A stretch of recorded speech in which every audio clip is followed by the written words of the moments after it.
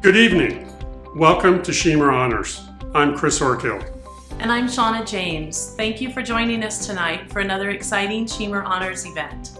And tonight is special because it's our 6th anniversary. This is always a special evening for us here at the Shemer when we can come together to honor an amazing artist. But then again, the Shemer Art Center has a long history of recognizing Arizona artists. It does. In fact, the Shemer Art Center was donated to the city of Phoenix in 1984 by Martha Shemer, and its mission has always been to support and showcase Arizona artists. Well, tonight we will have the opportunity to learn more about our 2021 Shemer Honors honoree and his 40-year career as a photographer, including his journey and a look at many of his works of art. And I am so glad we are able to recognize this artist and his artwork and hold our Shemer Honors event, both virtually and in person this year. As you know, this year has been challenging for all businesses and especially the arts. At the Shemer Art Center, we were closed only for 2.5 months last year, but it feels like we have been trying to catch up ever since. Currently, we have a full schedule of adult classes and workshops, and in the evenings we offer art history lectures and wine and watercolor classes.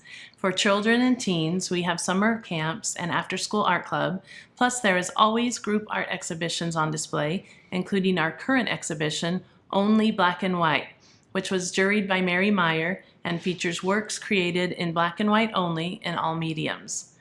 But it is our 4 community events that often leave the biggest impression. And that is why we are glad that we are able to get together tonight, once again in person, to attend an event. Absolutely. So let's get started. Tell us about Shemer Honors. Okay. Shemer Honors was created in 2016 as a reflection of the Kennedy Honors Program. We decided each year the Shemer Art Center would select one Arizona artist to honor who has had a successful career, made an artistic and cultural impact, and given back to the state. Since 2016, we have had the privilege of highlighting 5 amazing artists who all represent these values. These artists include Angela Tusoni in 2016, Jim Wade in 2017, Meryl Mahaffey in 2018, Bill Nebaker in 2019, and Beth Ames Swartz in 2020. Tonight, we add our 6th name to this impressive list of artists who have achieved great success in their careers and made an impact through art in Arizona. This year, we are pleased to introduce you to an artist who we believe is also an inspiration to other artists, especially those who are based in Arizona. Our 2021 Shemer Honors honoree was selected by the Shemer Art Center as an artist who definitely exemplifies the values of this event. His 40-year career combines the early influence of his father and stereo photography with his own background in geology and his interest in the relationship between time and change. Early in his career, through the studies of composition, structure, physical properties, and history, he began to frame his own images and their stories. His work has taken him from scenic areas such as the Grand Canyon and Yosemite to areas of destruction from atomic bombs, earthquakes, and firestorms. And while a large portion of his work involves Arizona and the desert, he has also been called to capture images in many states from Washington, D.C. to the Arizona-Mexico border.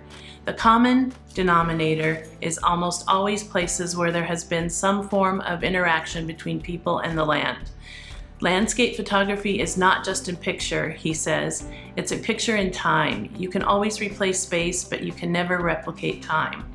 We are excited that this artist will now add an exhibition to the Shemer Art Center to his impressive list of accomplishments, which includes authoring 18 books and having his work held in more than 80 museum collections worldwide.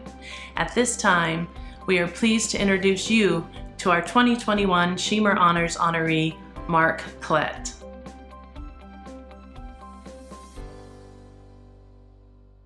Well, I grew up in New York State. My dad was an amateur photographer, and he liked to make stereo photographs. In those days, in the 1950s, stereo was very popular. He had a camera that had 2 lenses. He would make a picture, and then it had two sides, one for the left, one for the right. You'd take the picture in a transparency, put it into a viewer, and then you could see the scene in 3 dimensions. He photographed every holiday, every birthday, every event. Oftentimes we were sitting around the same table. We'd even have the same food because it might have been the same type of meal for a certain event. So he was kind of into photographing the family, into photographing over time, and making pictures on a repetitive basis.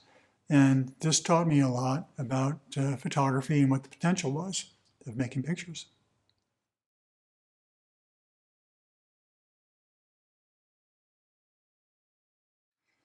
Well, when I was in high school, I was making photographs for the yearbook as a hobby, but I knew that I needed to pick something to study when I was in college.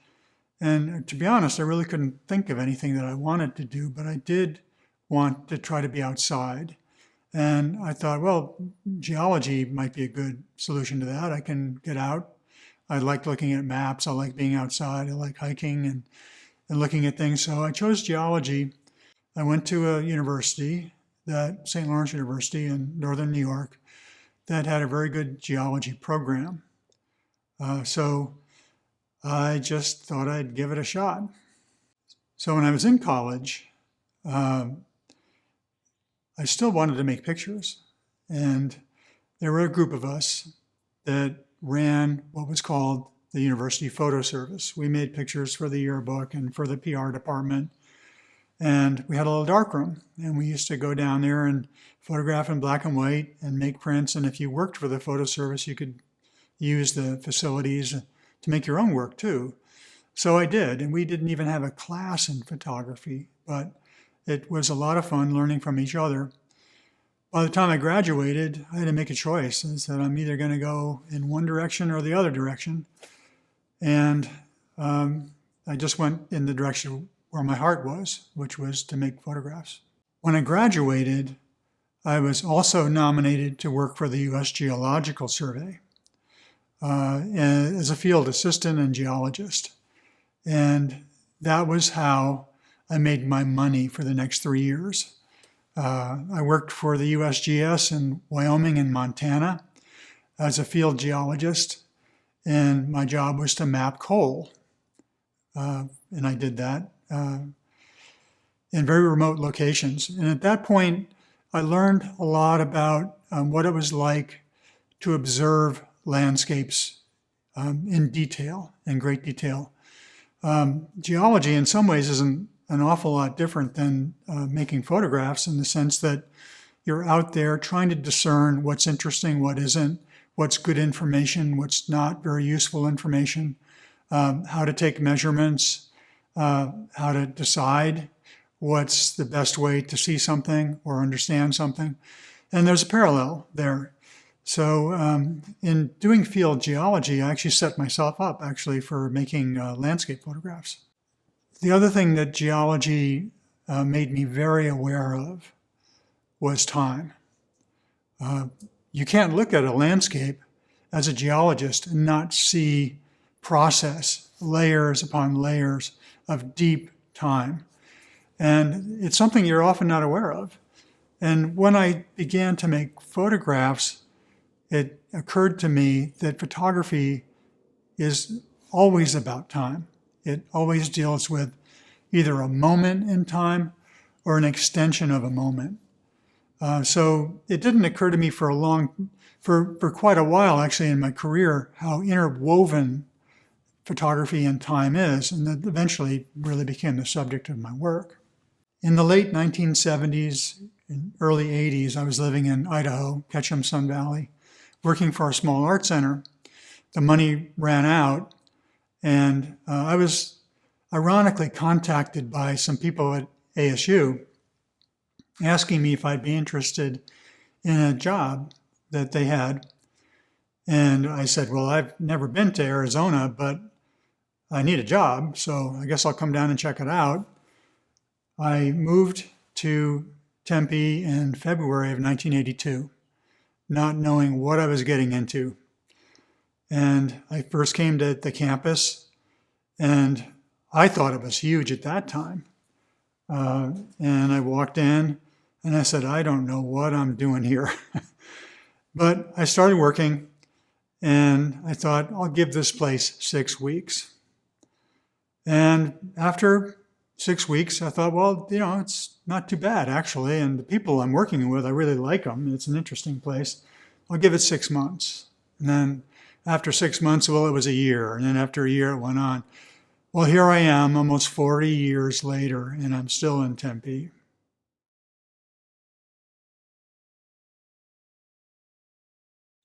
One thing that was important to me, it's always been important to me, is that no matter what job that I have to make pictures.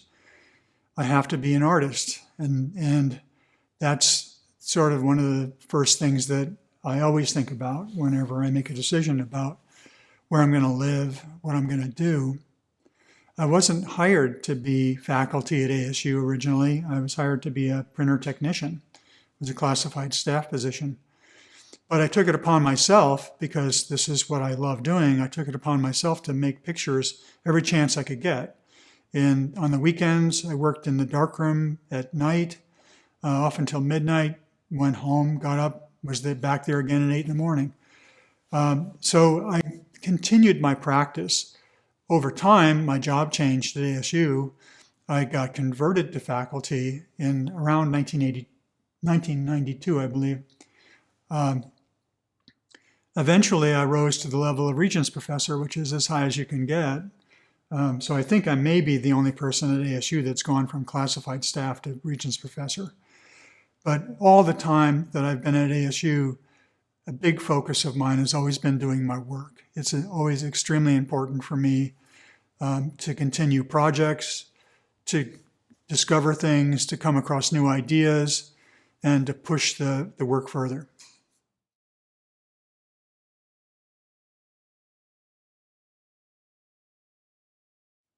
I tell my students that one of the challenges that they're going to face when they leave school is, first of all, they're going to lose a community that they have at school. And they're going to either have to find one or create one. The other thing is they're going to have to find a way to make their work.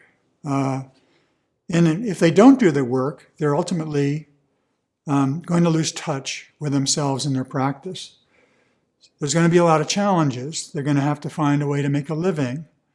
They're likely to have a family. They're going to have many things pulling at them. Their job may not be the same thing as doing their art. But whatever they face, they're still going to have to maintain their practice if they want to be an artist and ultimately fulfill the thing that brought them to this thing to begin with. I also tell my students that art making is a process, and there are two parts of it. You think about the making of the art as one thing that you have to continue. You think about the career as paralleling the art, but it's not the same thing. The career is not the same thing as doing your art. In the end, you need both, but you have to understand the relationship between the two, and that relationship is constantly changing. It changes for a lot of reasons. It changes perhaps because your interests change. It changes because your life changes. The outside forces on your life change. So you need to be flexible. Sometimes things go quickly for artists. They might find success early on. I'd be wary of that, actually. Sometimes it takes people a long time. It also depends on how you define what success means. And that's something that every individual has to address for themselves. We all work in a community. We don't work in a vacuum. So those of us who have been around for a long time, 10 years, 20 years, 30 years, now 40 years for me, and I hope to be into the 50 and 60 years, but who knows. I think we understand that what it takes to continue. And I just admire and, just want to give the the greatest respect to people who just maintain their practice over time. And I think we all must understand that about each other, that it's not about the success as much as it is the doing of the work that really matters. And we can respect that.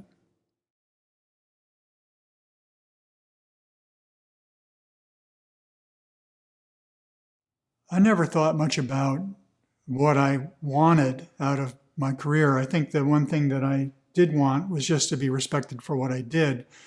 But I just assumed that the reason why you made pictures was that you wanted to show them. I came out of science, so I had no idea what I was getting into the art world. But at that time, in the late 1970s, early 1980s, photography was in a lot of ways really separate from the rest of the art world. I think there's been lots of changes in the last decades, and you now see photography being shown at every major museum.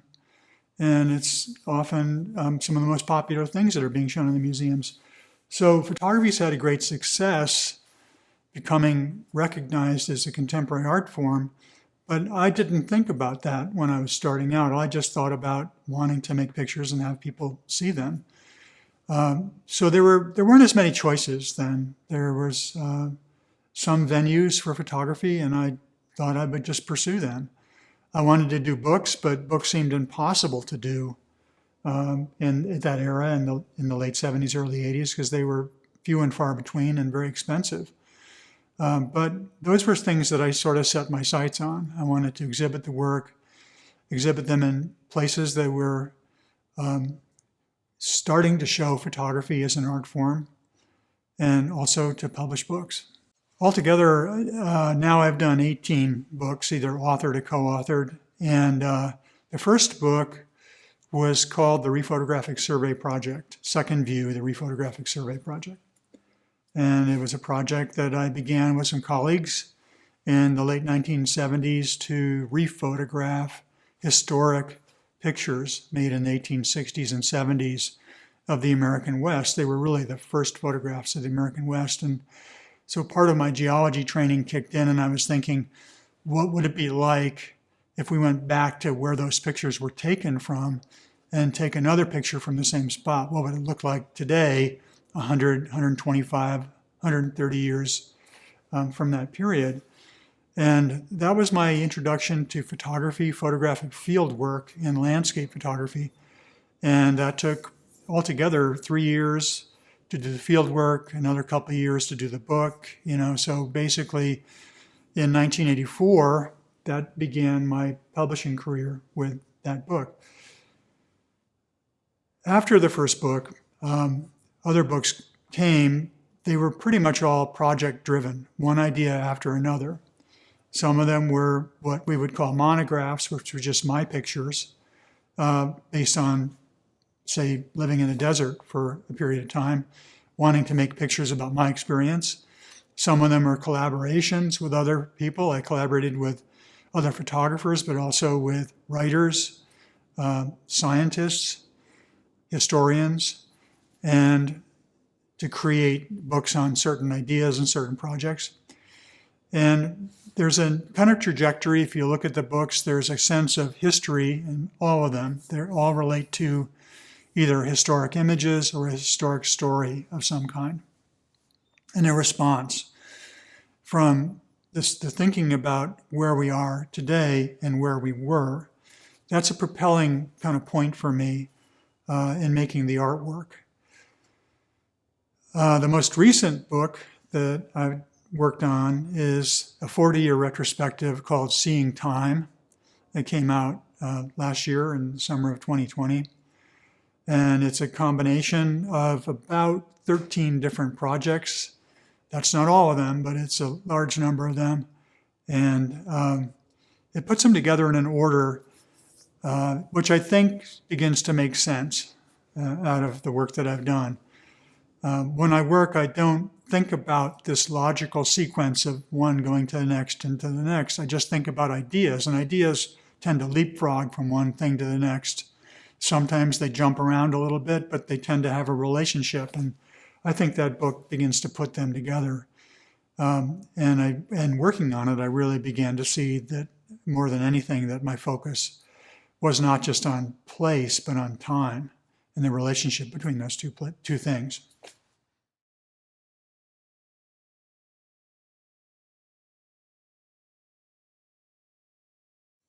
I'm always working on several projects at once.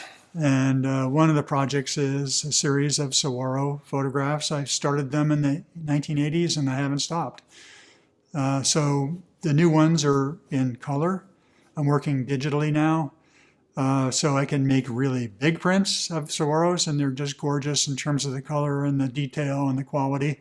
Or I can make little prints, and sometimes I'm making them small on the different types of substrates. I'm printing on like a Japanese tissue paper, which has a really beautiful character to it. I'm always thinking about the object of the print and how the print can translate the image into something that's really more than just a picture, but actually has a feeling of texture or quality or an objectness to it. I'm also working on three-dimensional objects. Starting probably in the late 80s, I paid attention to the stuff that was on the ground, not just what I was seeing in a distance. And I was fascinated by these things that I was finding. You know, if we find a pot shard that's 500 years old, we think, wow, this is the sign of an ancient civilization, people who aren't here anymore. What can we learn from this culture by looking at this pot shard? And I started thinking about, well, these things that people are discarding on the ground or leaving in the desert or using as targets, people are going to find them in 500 years. What are they going to think about us? So I started to make pictures of those. I started to collect them. And now I have a fairly sizable collection of objects. I'm starting to think about, how do I show them? Could I show them almost in an archaeological sense, like a future, thinking about the future? I'm working in the studio, just thinking about how to present these objects and how to make them understood by somebody as not just a piece of detritus, but actually has a bearing on culture and has social meaning. So I'm thinking about putting together an exhibition that would have objects, stereo photography, so you can see things in 3D, and still photographs. I'm sort of working on a little museum of the Southwest.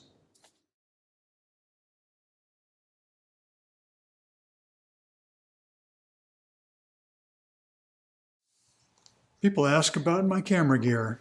And so I have two examples here. This is what I used to use for many, many years. This is the traditional 4x5 view camera built for field work.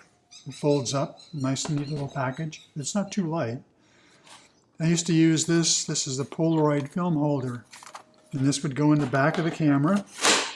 You put the Polaroid film in, take the picture, pull the film out and develop it so that if you see any pictures of mine that have edges around them that are black and white, they were probably made with a camera and film like this.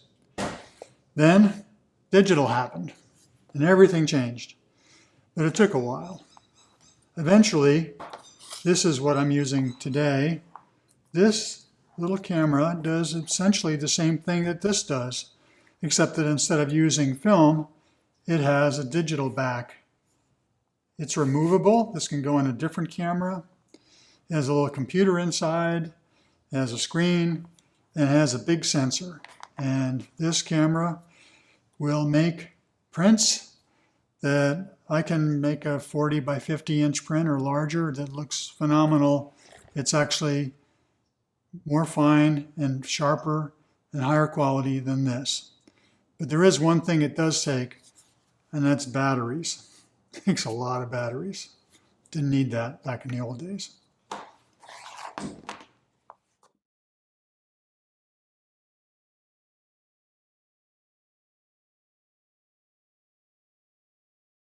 When people come to the studio, they always want to know, what are these? These are the sunrise sticks. It's a game that we play when we're camping in the desert, and this is how it works.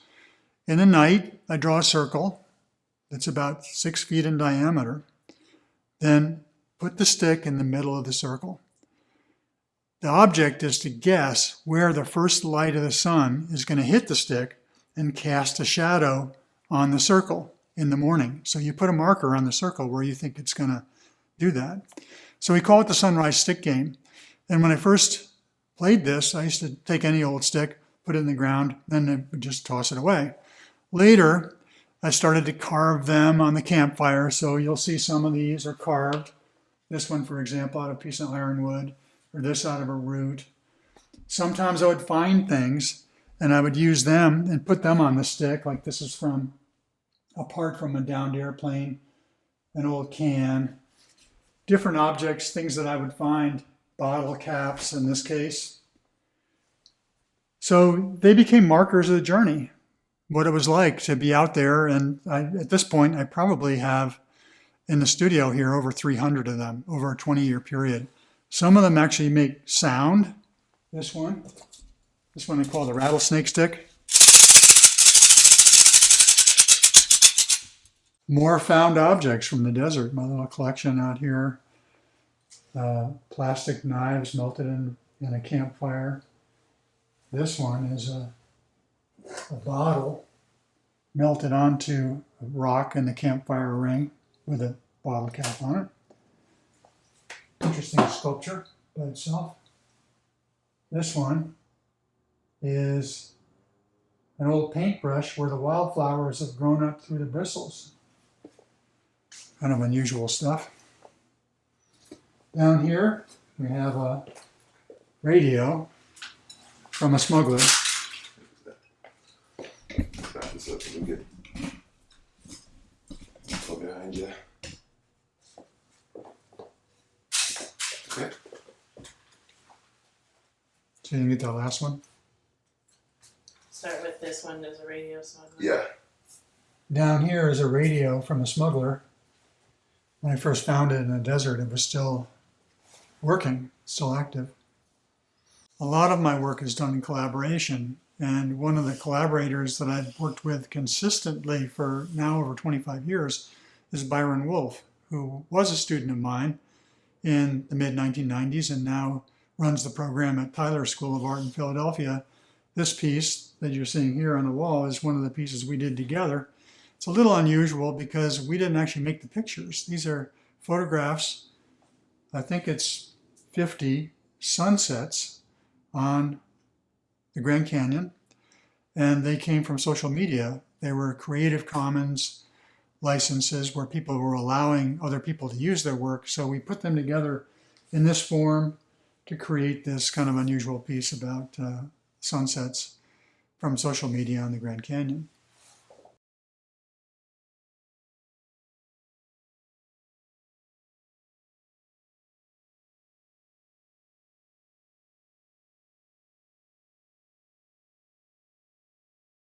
Welcome, Mark. Thank you. Thanks, Shauna. I'm so excited to have your exhibition here at the Shemer, and I just wanted to ask you a few questions about it. I understand this is some pieces from your personal collection? Yes, it is. The works in this exhibition are selected from several different projects, actually, and they've been done over a 40-year period, which is the length of time I've been in Arizona. And the works behind us are actually the earliest in the show. They're a series of saguaro cactus photographs. I've been photographing saguaro since the mid-1980s, and I still continue today. It's an ongoing series.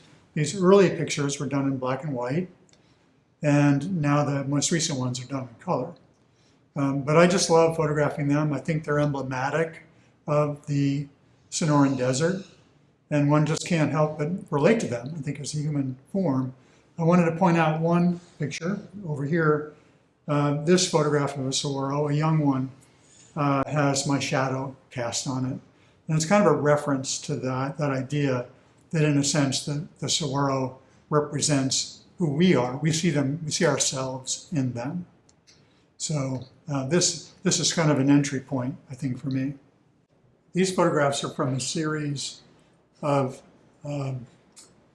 desert photographs I made along the southwestern part of the Arizona border on place that's these particular images from the Barry Goldwater bombing range. But historically, there was a route that went through this area called El Camino del Diablo, or the Road of the Desert. I published a book of this work sometime around 2014. And what it's meant to do is to refollow or retrace the exploits and the travels of a man named Raphael Pompelli, who crossed Arizona in 1851 and wrote about this location. He wrote about the beauty, but also the dangers of this location. And in the book, I actually reproduced his text.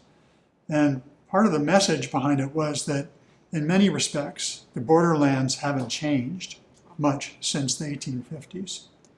But it still is a place of great beauty, of constant militarization and observation and danger, not only to the climate, but in other respects too. So these photographs are part of a much larger series.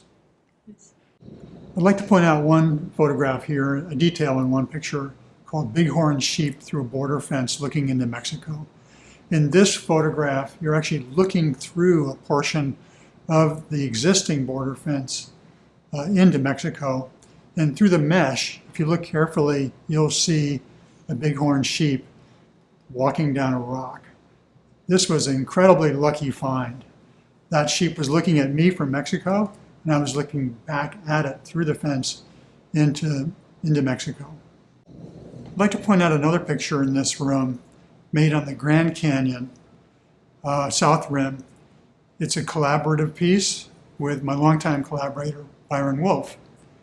In this composite, we're looking at a historic image of the painter Thomas Moran, who is sitting on the edge of the South Rim drawing a picture.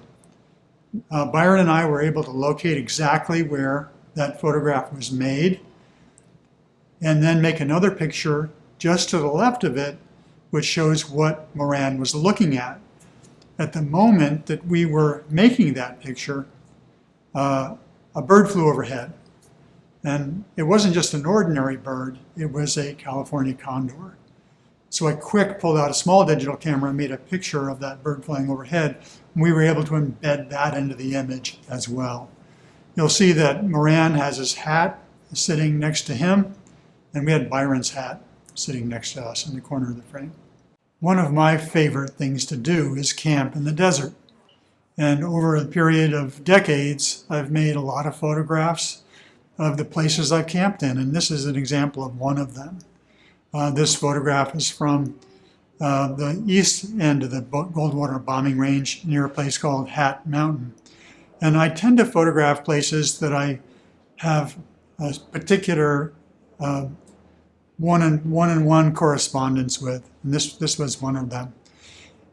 In another picture in this room, I photographed the moon and an ocotillo.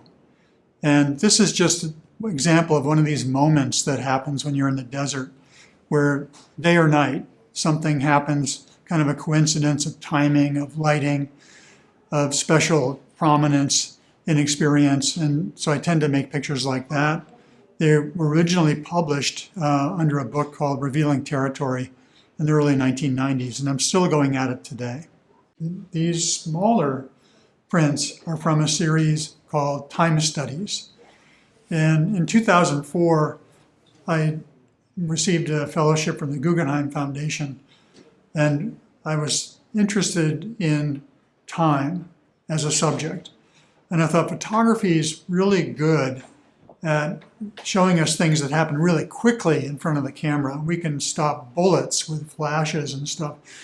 But photography is also really good at showing us things we can't see with our naked eye, things that take a long time to see, that it often goes unnoticed.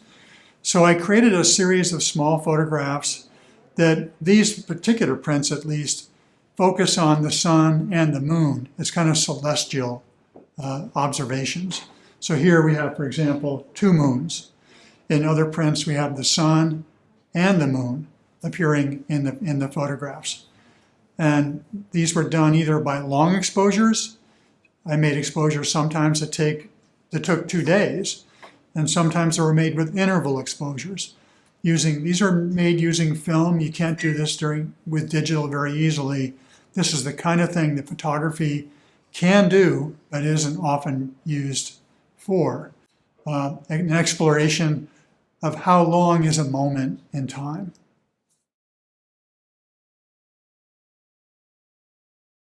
I can only say it's an honor to be honored.